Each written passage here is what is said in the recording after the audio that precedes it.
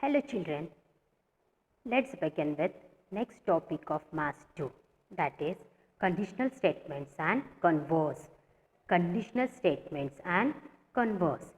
Now what are conditional statements?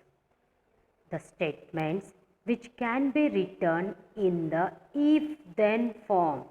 The statements which can be written in the if-then form are called conditional statements.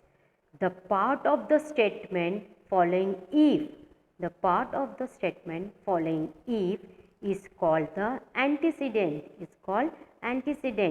and the part following then is called the consequent, and the part following then is called the consequent. So what are conditional statements? The statements which can be written in the if then form are called conditional statements.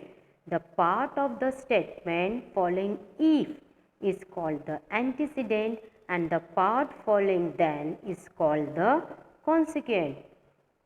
For example, the diagonals of a rhombus are perpendicular bisectors of each other. We know this property. The diagonals of a rhombus are perpendicular bisectors of each other. The statement can be written in the conditional form as. These statements we can write in the conditional form. See, what is your statement? The diagonals of a rhombus are perpendicular bisectors of each other. So how will you write in conditional form? If the given quadrilateral is a rhombus, if the given quadrilateral is a rhombus, then its diagonals are perpendicular bisectors of each other. The diagonals of a rhombus are perpendicular bisector of each other. It means that quadrilateral is a rhombus. So, if the given quadrilateral is a rhombus, then its diagonals are perpendicular bisectors of each other. If the given quadrilateral is a rhombus, this part is called antecedent. After then, its diagonals are perpendicular bisector of each other. This part is called consequent. Next is converse. Okay, what do you mean by converse statement? If the antecedent and consequent in a given conditional statement are interchanged, if the antecedent and consequent in a given conditional statement are interchanged, the resulting statement is called the converse of the given statement.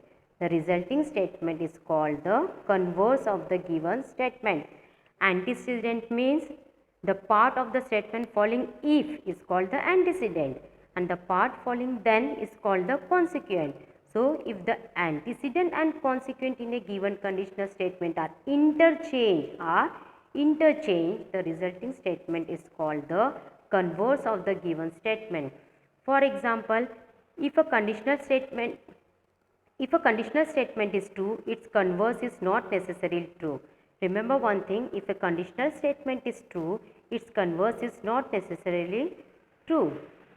Now see example, conditional statement. What is our conditional statement? If a quadrilateral is a rhombus, then its diagonals are perpendicular bisectors of each other. If a quadrilateral is a rhombus, this is your antecedent part, then its diagonals are perpendicular bisectors of each other. This is your consequent part. So, if the antecedent and consequent in a given statement are interchanged, the resulting statement is called the converse of the given statement. So, how will you write converse of this given statement? Converse when antecedent and consequent are interchanged. So, here it is given if a quadrilateral is a rhombus. Now, see in converse, if the diagonals of a quadrilateral are perpendicular bisectors of each other, then it is a rhombus. If the diagonals of a quadrilateral are perpendicular bisectors of each other, then it is a rhombus. Conditional statement, what is given in conditional statement? In conditional statement, it is given that if a quadrilateral is a rhombus, then its diagonals are perpendicular bisectors of each other. But converse is, if the diagonals of a quadrilateral are perpendicular bisectors of each other, then it is a rhombus. In the above example, the statement and its converse are true. The statement and its converse are true. Now see next example. Now again next example, conditional statement. If a number is a prime number, then it is even or odd. Correct or not? If a number is a prime number, then it is even or odd.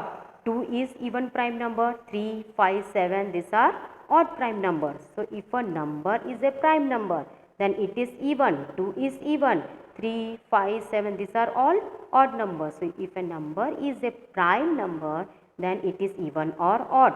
But if you write its converse, then see, if a number is even or odd, then it is a prime number.